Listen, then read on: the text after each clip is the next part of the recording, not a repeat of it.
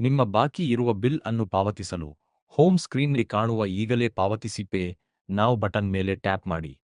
ಈಗ ನಿಮ್ಮ ಸ್ಕ್ರೀನ್ನಲ್ಲಿ ಬಿಲ್ನ ವಿವರಗಳು ಬರುತ್ತವೆ. ಪಾವತಿಯನ್ನು ಪೂರ್ಣಗೊಳಿಸಲು ಕೆಳಗಿರುವ ಪಾವತಿ ಬಟನ್ ಮೇಲೆ ಟ್ಯಾಪ್ ಮಾಡಿ. ಇದರ ನಂತರ ನೀವು ಪೇಮೆಂಟ್ ಗೇಟ್ವೇ ಪುಟವನ್ನು ತಲುಪುತ್ತೀರಿ. ಅಲ್ಲಿ ನಿಮ್ಮ ಆದ್ಯತೆಯ ಪಾವತಿ ಆಯ್ಕೆಯನ್ನು ಆರಿಸಿ ಪಾವತಿಯನ್ನು ಪೂರ್ಣಗೊಳಿಸಬಹುದು.